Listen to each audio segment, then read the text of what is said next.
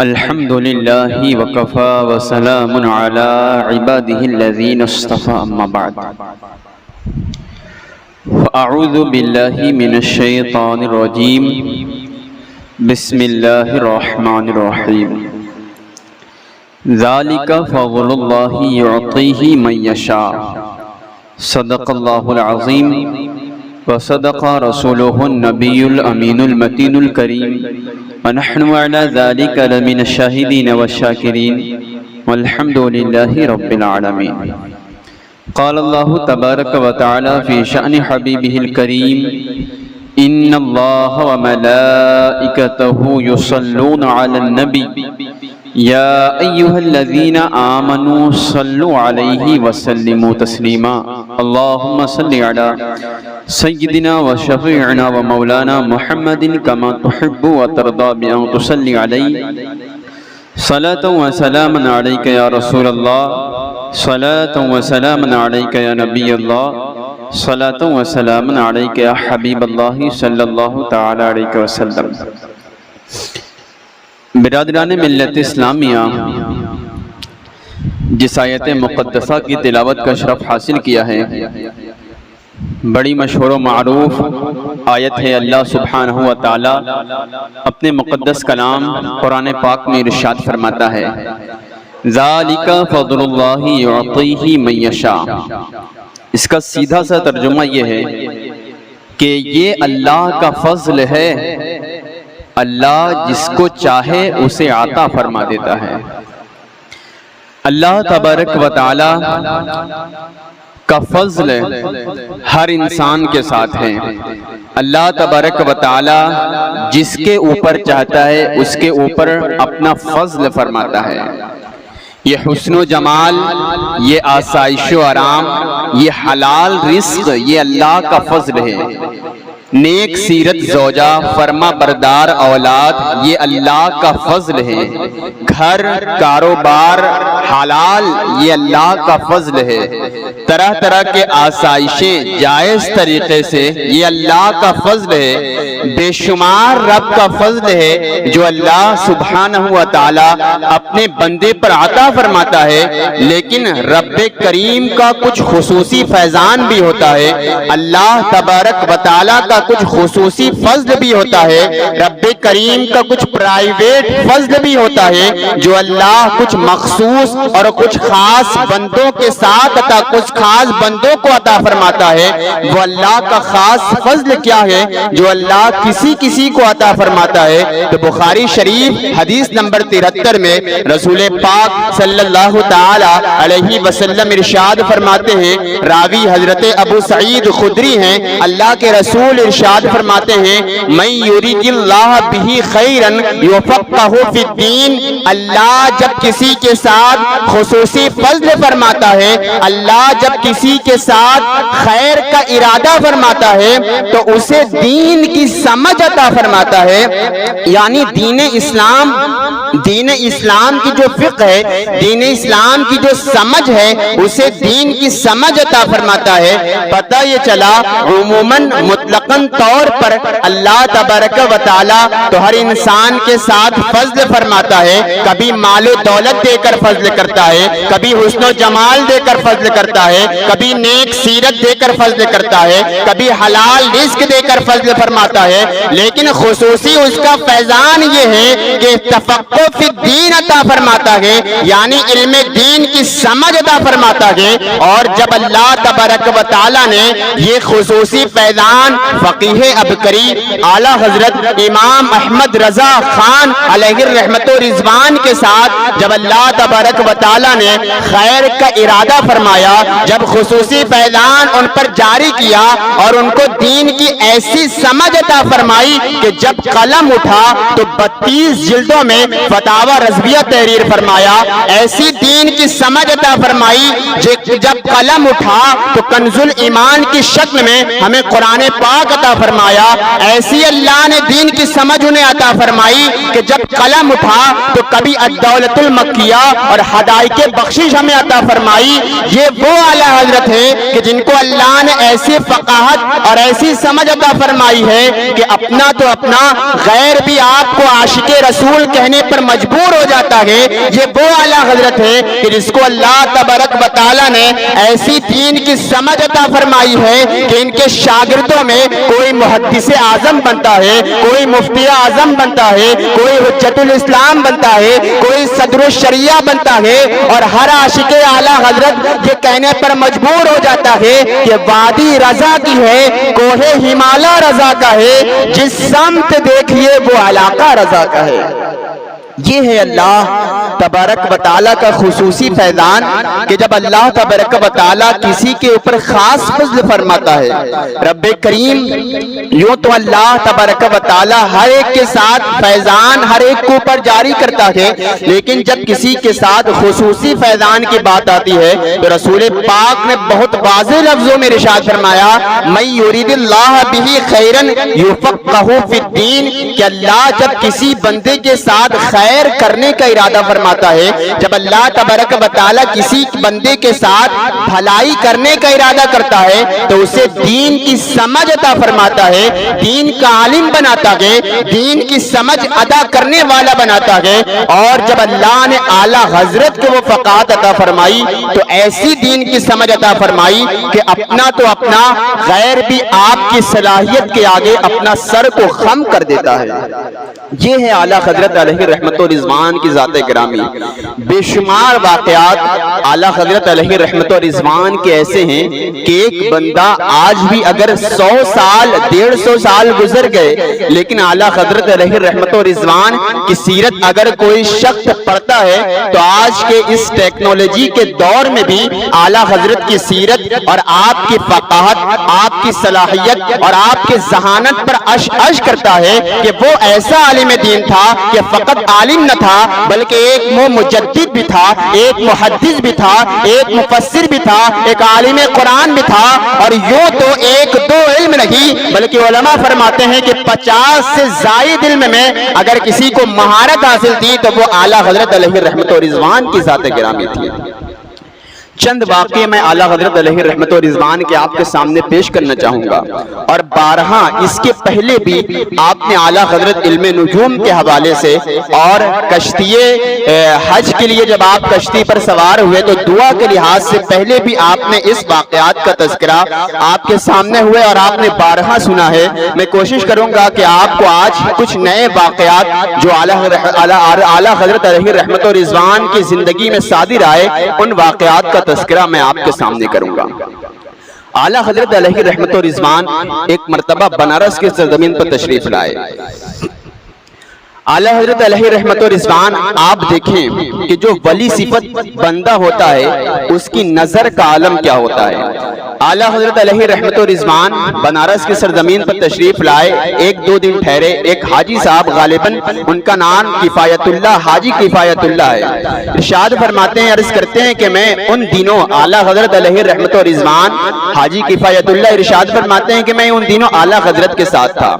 کہ اچانک اعلیٰ حضرت علیہ رحمت و رضوان ایک ٹانگے جو پہلے زمانے کی سواری رکشہ اور آٹو وغیرہ تو بلکہ جو گھوڑے میں ٹانگا ہوا کرتا تھا اس زمانے میں یہی سواری رہا کرتی تھی، تو ارشاد فرماتے ہیں حاجی کفایت اللہ کہ میں اعلیٰ حضرت کے ساتھ ٹانگے کی سواری پر سوار ہو گیا اور میں اعلیٰ حضرت علیہ رحمت و رضوان کے ساتھ سوار ہو کر کہیں کسی مقام پر جا رہا تھا۔ تبھی اعلیٰ حضرت علیہ رحمت و رضوان نے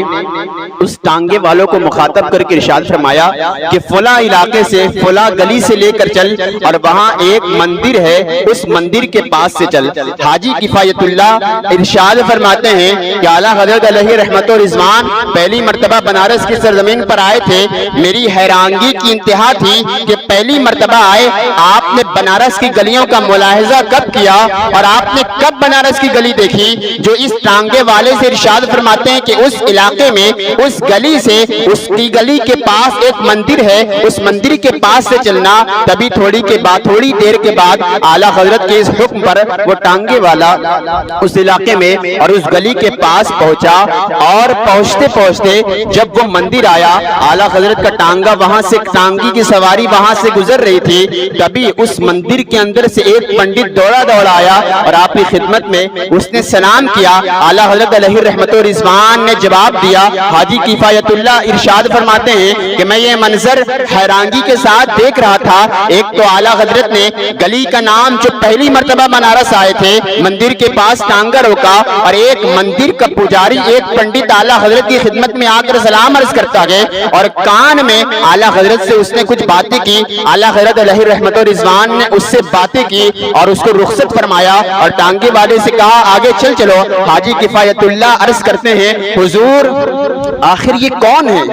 آخر یہ کون ہے کہ آپ اس طرح مندر کے پاس آ کر اپنی سواری روکتے ہیں اور مندر کے اندر سے ایک پنڈت نکلتا ہے، آپ کو سلام کرتا ہے اور اس طرح آپ اس سے کلام بات چیت کہتے ہیں جو مجھے سمجھ میں نہیں آیا، آخر یہ کون تھا؟ اعلیٰ حضرت علیہ رحمت و رضوان نے ارشاد فرمایا تھا کہ یہ وقت کا ابدال ہے، ابدال، یہ کوئی عام بندہ نہ تھا بلکہ وقت کا ابدال ہے۔ حضرت حاجی کفایت اللہ پھر عرض کرنے لگے حضور یہ وقت کا ابدال ہے، وہ ابدال کہ جس کے صدقے اللہ سبحانہ و تعالی آسمانوں سے بارش کا تذکرہ فرماتا ہے، بارش کا نزول فرماتا ہے، آخر یہ وقت کا ابدال مندر میں کیا کر رہا ہے؟ اعلیٰ حضرت علیہ رحمت و رضوان نے ایک جملہ ارشاد فرمایا حاجی صاحب آپ آم کھائیں اور آم کی گٹلیاں آپ نہ گنیں، آپ اس سے مطالبہ نہ کریں کہ وہ کون تھا، کیا کر رہا تھا، آخر یہ نظر اعلیٰ حضرت کی کیا تھی؟ وہ وہی نظر تھی جو رسول پاک صلی اللہ تعالی علیہ وسلم نے ارشاد فرمایا اتقوا فراست المؤمن فإنه ينظر بنور اللہ، کہ مومن کی فراست سے ڈرو کہ بے شک جب وہ دیکھتا ہے تو اللہ کے نور سے دیکھ رہا ہے۔ یہی وہ مومن بندے کی ذات تھی جو اعلیٰ حضرت میں پائی جاتی تھی کہ اعلیٰ حضرت علیہ رحمت و رضوان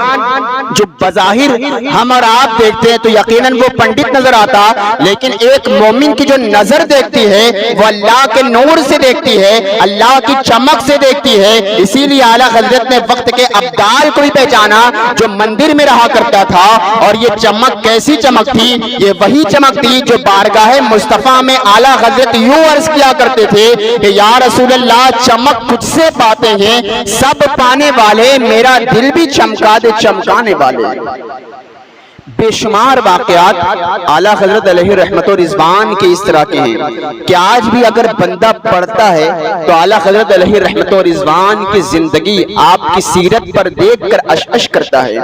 اعلیٰ حضرت علیہ رحمت و رضوان کی ذہانت کی طرف چلتے ہیں، کیا ذہانت تھی، کیا تقویٰ تھا۔ ایک مرتبہ اعلیٰ حضرت علیہ رحمت و رضوان کی خدمت میں ایک شخص حاضر ہوا، وہ اعلیٰ حضرت وہ احمد رضا کے 22 اور 20 گھنٹے جاگ کر کتابت یعنی دین کی خدمت کیا کرتے تھے۔ صرف 2 گھنٹے اور 3 گھنٹے کی نیند آپ لیتے تھے اور رات بھر دین بھر آپ کتابت یعنی علم دین کی خدمت میں آپ کتابیں لکھا کرتے تھے۔ ایک دن ایک شخص آپ کی خدمت میں حاضر ہوا اور اس نے ایک گڑھے میں، ایک ہانڈی میں کچھ تحفے، کچھ کھانے کی پینے کی چیزیں اعلیٰ حضرت علیہ رحمت و رضوان کی خدمت میں اس نے پیش کیا اور اعلیٰ حضرت علیہ رحمت و رضوان نے اس کو قبول فرمایا اور اندر بھجوا دیا۔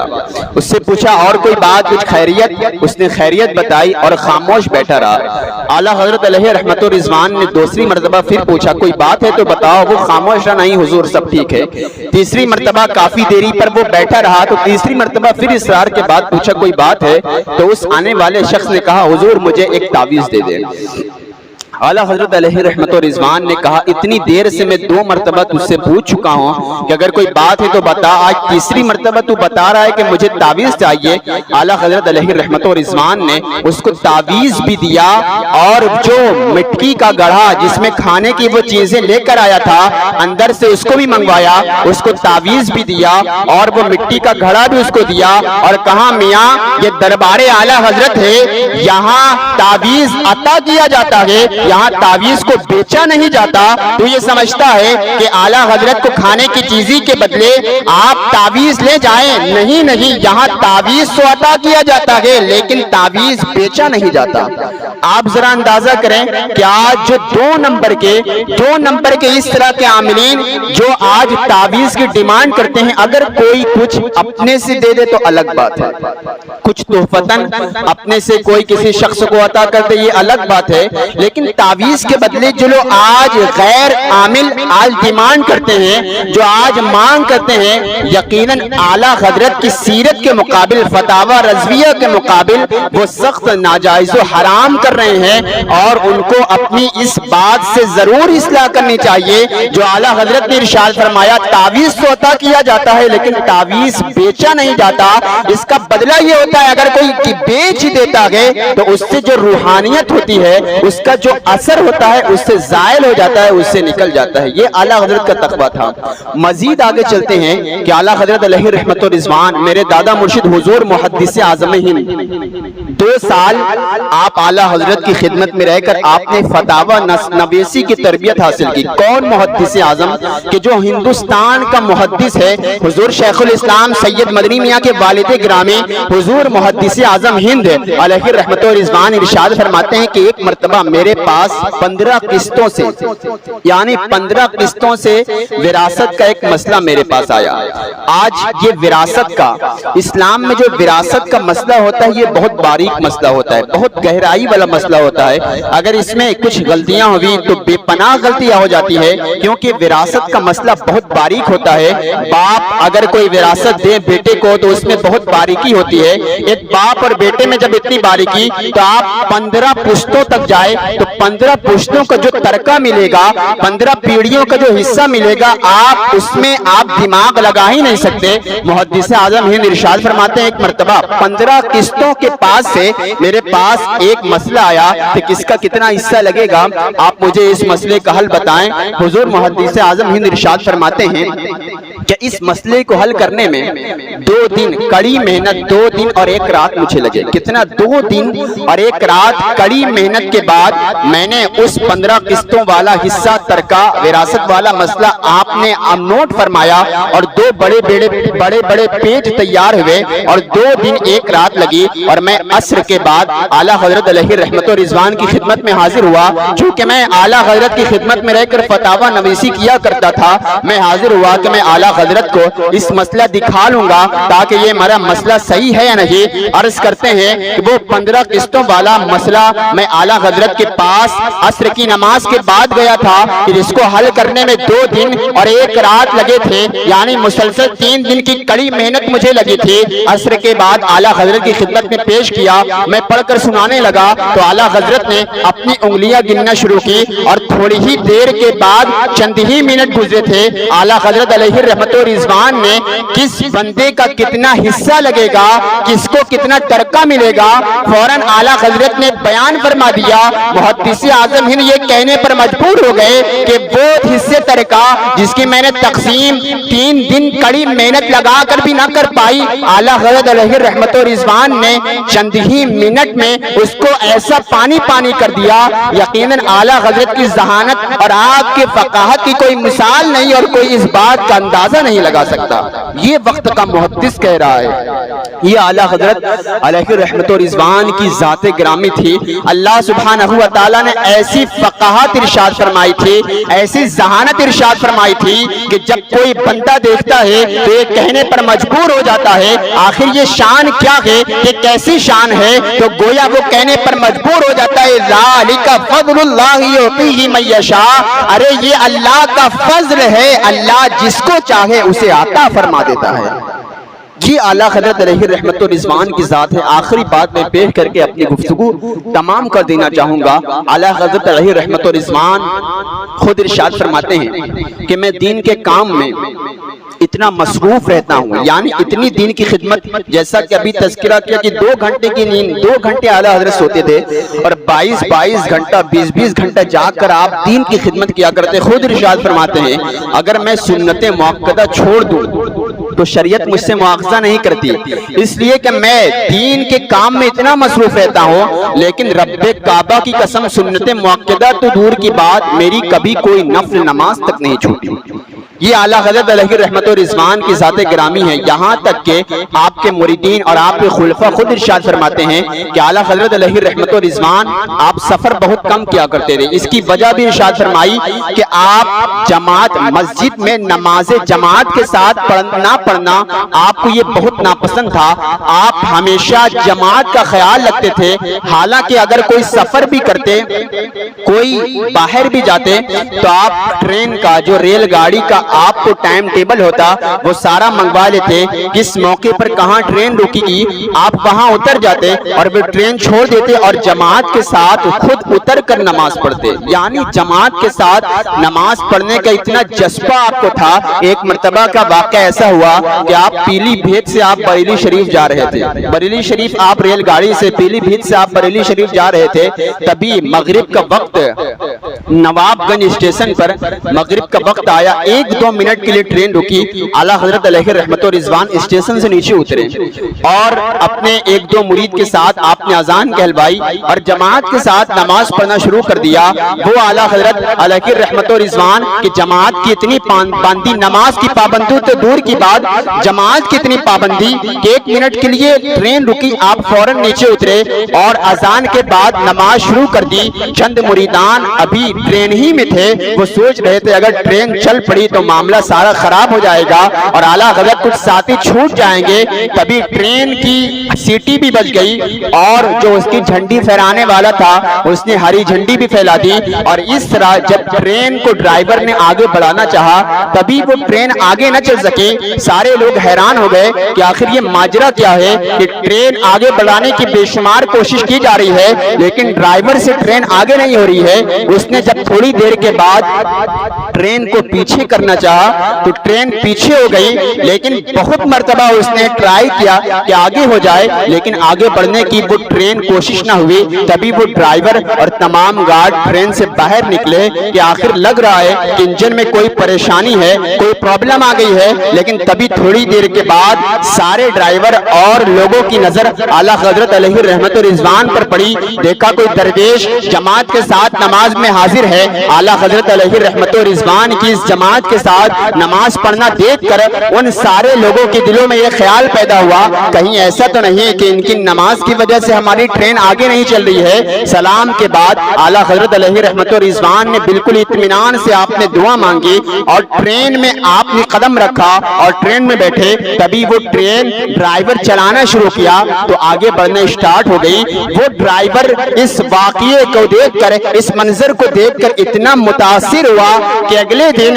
بریلی شریف آیا اور اعلیٰ حضرت علیہ رحمت و رضوان کی بارگاہ میں اپنے غیر مسلم دھرم سے توبہ کر کے مذہب اسلام کے اندر شامل ہو گیا اور کلمہ پڑھ کر مسلمان ہو گیا۔ یہ جماعت کے ساتھ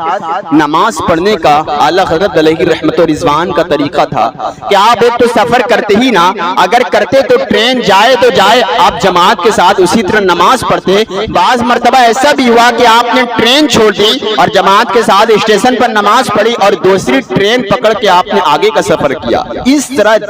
جماعت کے ساتھ پابندی۔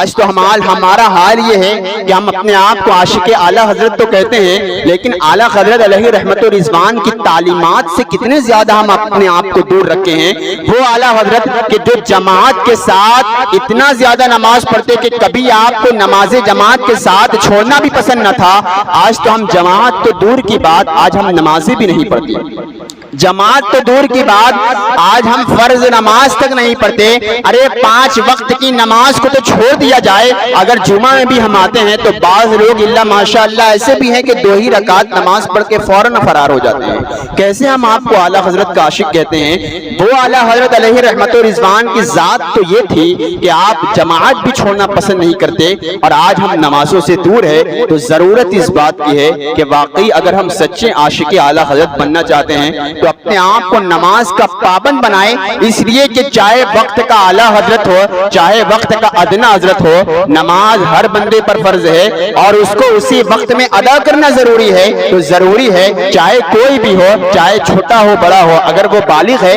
تو اس کے اوپر نماز فرض ہے۔ ہم نمازوں کا اہتمام کریں۔ اتنے بڑے اعلیٰ حضرت، اتنے تقوی والے کہ شاگردوں کی ایک فہرست بڑے بڑے جید علماء کی، لیکن جب کسی نے اعلیٰ حضرت سے ان کا مقام پوچھا تو کہا کوئی کیوں پوچھے تیری بات رضا، تجھ سے کتے ہزار پھرتے ہیں۔ اللہ سبحانہ و تعالی ہمیں اعلیٰ حضرت کی تعلیمات پر عمل